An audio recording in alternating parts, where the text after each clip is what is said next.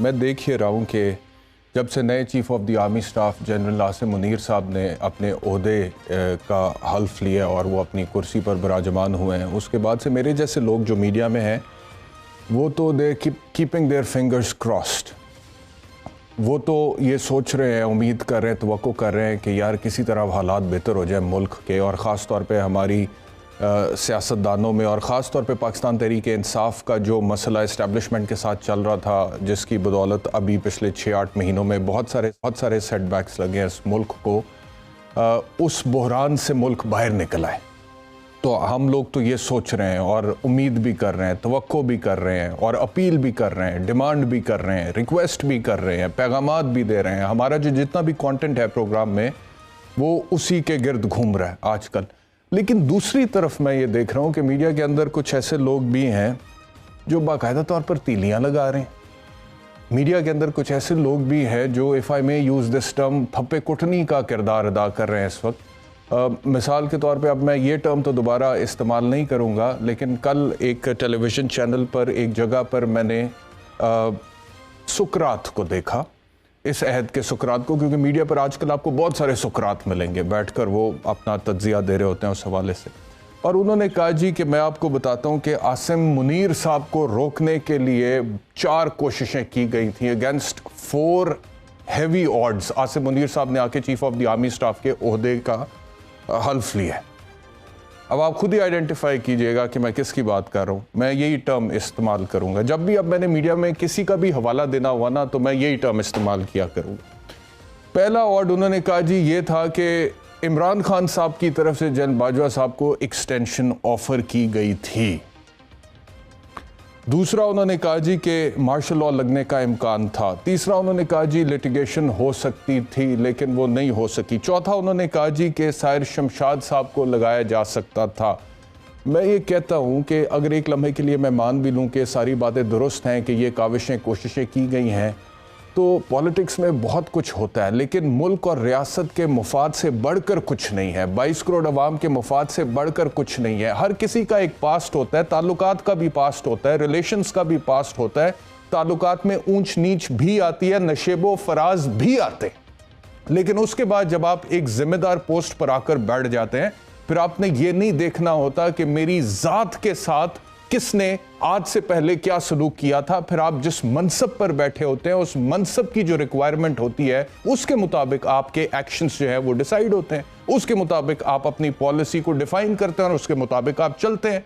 अब जो शख्स chief of the army staff के ओहदे पर जाकर बैठा है, वो किसी एक पार्टी का चीफ तो है नहीं, या किसी एक ग्रुप का चीफ तो है नहीं, वो तो chief of the army staff है। उस आर्मी का चीफ है जो पाकिस्तान के 22 करोड़ अवाम की सलामती की जामिन है। तो उसने तो उसके मुताबिक चलना है ना। मिसाल के तौर पर आपने कहा जी एक्सटेंशन इमरान खान की एक कोशिश थी, आपने कहा जी मार्शल लॉ ये भी इमरान खान का कसूर था, फिर आपने लिटिगेशन के हवाले से जो लीगल आर्ग्यूमेंट दिया वो तो वैसे ही टेक्निकली लीगली फ्लॉड था। उसके बाद आखिरी बात जो मैं समझता हूँ कि बड़ी कमाल की गई, वो ये की गई कि साहिर शमशाद साहब को chief of the army staff लगा दिया जाए, किसी तरह से मुनीर साहब ना लगे। लेकिन नवाज शरीफ साहब डट गए, शहबाज शरीफ साहब डट गए, और उनकी वजह से आज जनरल आसिम मुनीर साहब इस ओहदे पर पहुंचे। तो मैं हैरान हूं कि किस तरह वन साइडेडली फैक्ट्स को रिपोर्ट किया जाता है और तारीख कहकर उसको अवाम तक पहुंचाया जाता है। उसके बाद आज फिर मैंने सुकरात को देखा। आज सुकरात ने कहा जी कि कायद-ए-आज़म मोहम्मद अली जिन्ना का सिविलियन बालादस्ती के हवाले से जो कोट इमरान खान ने ट्वीट किया है, आसिम मुनीर साहब को मुबारकबाद देने के बाद इमरान खान को तो जचता ही नहीं है ये कोट ट्वीट करना, क्योंकि इमरान खान के ऊपर इल्ज़ाम है कि ये इस्टेब्लिशमेंट के सहारे हुकूमत में आए थे। इमरान खान के ऊपर यह इल्ज़ाम है कि आरटीएस बैठा था तो इनकी हुकूमत बनी थी। इमरान खान पर यह इल्ज़ाम है कि इस्टेब्लिशमेंट ने इत्तेहादियों की बैसाखियाँ इमरान खान को प्रोवाइड की थी, तो फिर वो वज़ारत उज़्मा की कुर्सी पर बिराजमान हुए थे, तो उनको तो ये जचता ही नहीं है।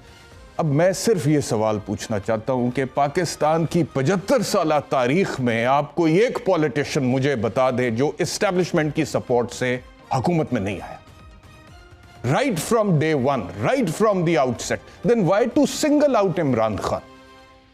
मैं इमरान खान को यह नहीं कह रहा कि इमरान खान ने कोई गलती नहीं की, लेकिन अगर कोई गलती की, लेकिन अगर कोई गुनाह किए तो इमरान खान ने उन गुनाहों का कफारा क्या नहीं दिया? इमरान खान को नहीं जचता, बावजूद इसके कि इमरान खान ने हुकूमत से निकलने के बाद मतलब कि वजीर आजम के ओहदे से बरतरफ होने के बाद इमरान खान ने दहशतगर्दी की FIR भी झेली, इमरान खान ने तौहीन अदालत भी झेली, इमरान खान ने 20 से ऊपर FIRs भी झेली, इमरान खान पर कातिलाना हमला भी हुआ, गोलियां भी खाई, जख्मी भी हुआ, उसके बावजूद फिर अवाम में निकला। इमरान खान के जो नुक्ता नज़र को सपोर्ट करने वाले सहाफ़ी थे उन पर भी तशद्दुद हुआ। अरशद शरीफ साहब का वाकया इतना दिलखराश हमारे सामने, जिसमें उन्होंने अपनी जान से हाथ धो बैठा, तो क्या अभी भी नहीं जचता? यानी कि आप लोग कहते हैं कि हमें जचता है कि हम कायदे आज़म के इस फरमान को कोट करें, लेकिन एक आदमी जो हुकूमत से निकला और उसके बाद फिर लगातार जो एपिसोड उसके साथ चली है, एपिसोड ऑफ इवेंट्स जो उनके साथ हुए, उसके बावजूद आप कहते हैं कि उनको नहीं जचता। अच्छा, फिर सुकरात के साथ बुकरात भी बैठा था और बुकरात ने यह बोला कि मैं एक और खबर देने जा रहा हूं, और वो खबर यह है कि आज जब chief of the army staff जो है उनकी मुलाकात हुई है सदर ममलिकत आरिफ अलवी साहब से, तो आरिफ अलवी साहब ने उन्हें यह बोला, इमरान खान ने पैगाम पहुंचाया। ये बुकरात खबर दे रहा था, बड़ी अंदर की, बड़ा सियाना है बुकरात, खबर दे रहा था कि इमरान खान ने यह पैगाम पहुंचाया जनरल आसिम मुनीर को सदर ममलिकत के जरिए कि भाई हमारा झगड़ा ना आपके साथ है ना आपके इदारे के साथ है। और बुकरात ऐसे कह रहा था जैसे इमरान खान ने पता नहीं कितना बड़ा गुनाह कर दिया। मैं कहता हूं यार, अगर इमरान खान ने यह कहा है तो यह तो अच्छी बात है। चले मैं बुकरात की खबर आपको पूरी पहले सुना दूं। बुकरात ने बोला कि इमरान खान ने पैगाम पहुंचाया है कि हमारा झगड़ा ना आपके साथ है ना आपके इदारे के साथ है, यानी कि हमारे इदारे के साथ है। हमारा झगड़ा तो जाने वाले के साथ था और वो चले गए तो वो यहाँ पे ख़त्म हो जाना चाहिए और अब एक अच्छे माहौल में काम करना चाहिए। अगर ये पैगाम इमरान खान ने दिया है और इसका खैर मकदम होता है तो इसका बेनिफिशियरी कौन है? क्या ज़ाती तौर पर इमरान खान अकेला है? मेरा तो ख्याल है कि मुल्क के 22 करोड़ अवाम इसके बेनिफिशियरी। अगर आपको लगता है कि मुल्क का भला इसमें है कि एस्टेब्लिशमेंट और PTI आपस में लड़ते रहे और इंसानी हकूक की पामाली होती रहे और FIRs होती रहे और गोलियां चलती रहे और इस तरह के नाखुशगवार वाकयात होते रहे और खुदा ना खास्ता अरशद शरीफ शहीद जैसा दोबारा कोई वाकया होता रहे, तो फिर आप लोगों को तो डॉक्टर साहब से राब्ता करना चाहिए, क्योंकि इसमें मुल्क की बका सलामती नहीं है। मुल्क की बका सलामती इसमें है कि सारे एक दफा बैठ जाएं, आपस में बात करें, गिले शिकवे दूर करें, उसके बाद अपने अपने डोमेन के मुताबिक मुल्क की तरक्की के लिए काम करें। 22 करोड़ अवाम जो इंतजार कर रहे हैं कि ये तमाम हमारे बड़े, कोई जज है, कोई जर्नल है, कोई सियासतदान है, कोई ब्यूरोक्रेट है और मीडिया भी, इसको भी मैं शामिल करता हूं बीच में, और ये हमारे लिए काम करेंगे, ये हमारी बच्चों की फलाह बहबूद के लिए काम करेंगे। ये किस चक्कर में पड़े हुए हैं? कोई कह रहा है कि जी नवाज शरीफ साहब की वजह से आज वो chief of the army staff बन गए हैं, कोई तीली लगाने की कोशिश कर रहा है, कोई कहानियां सुना रहे, अंदर की खबरें ला के दे रहा है। ये कैसी साहब, मतलब कि ये तो अजीबो गरीब सी बात है। अच्छा, फिर एक और बात और उसके बाद मैं मेहमानों की तरफ जाता हूं। तो ये सुकरात बुकरात की एक नशिस्त थी, फिर एक और कहीं नशिस्त हो रही थी किसी और जगह पे, और वहां पे अफलातून बैठा हुआ था। और अफलातून के, यानी कि सुकरात बुकरात मैं आपको बता चुका हूं, अफलातून ने अपने सामने पाकिस्तान तहरीक इंसाफ के एक ऐसे साबिक मेंबर को बिठाया हुआ था जिनकी बुनियादी रुकनीत भी मुअत्तल हो गई हुई, और अफलातून उनसे ये सवाल पूछ रहे थे कि आप मुझे बताएं कि इमरान खान और जनरल आसिम मुनीर के दरमियान झगड़ा हुआ क्या था जब जनरल आसिम मुनीर साहब DGISI के ओहदे से उनको हटा दिया। उसके बाद फिर वाडा साहब ने, ओ सॉरी मैंने तो नाम ले, चले ये तो मतलब कि आप लोगों ने पहुंच ही जाना था यहाँ तक। वाडा साहब ने फिर बताना शुरू किया, जी ऐसे था वैसे था, ये मामला था वो मामला था। I don't understand. सहाफत का भी वही मकसद है जो सियासत का मकसद है, और मकसद ये है कि हमने मुल्क की खिदमत करनी है, हमने लोगों के लिए उनके हकूक की बात करनी है, हमने शऊर उजागर करना है, हमने हर किसी को उसकी जिम्मेदारी का एहसास दिलाना है। अगर कहीं पर कुछ गलत हो रहा है उसको एक्सपोज करना है, करप्शन को सामने लाना है, और अगर कहीं पर कोई इकट्ठे हो सकते हैं मुल्क की बेहतरी के लिए, 1 पेज कायम हो सकता है, तो उसको फरोग देना है। अब हम अगर उससे निकल जाए और रियासती मुफाद से ज्यादा सियासी मफादात को मद्देनजर रखते हुए उसके मुताबिक सहाफत करना शुरू कर दें, तो मैं समझता हूं कि बहुत बड़ी इंटेलेक्चुअल डिसऑनेस्टी है। लेकिन बदकिस्मती से ये हो रहा है, इस मुल्क में ये हो रहा है, और जब मैं ये देखता हूं मुझे बड़ी तकलीफ होती है। अपने तई अपने हिस्से की शमा हम तो जलाते हैं, जलाने की कोशिश भी करते हैं, आगे भी जलाते रहेंगे, लेकिन इस तरह से मामला बेहतर नहीं होते हैं, इस तरह से कौमें आगे नहीं बढ़ती हैं। हम लोगों को कहीं ना कहीं पर इकट्ठे होना पड़ेगा, इर्रिस्पेक्टिव ऑफ द फैक्ट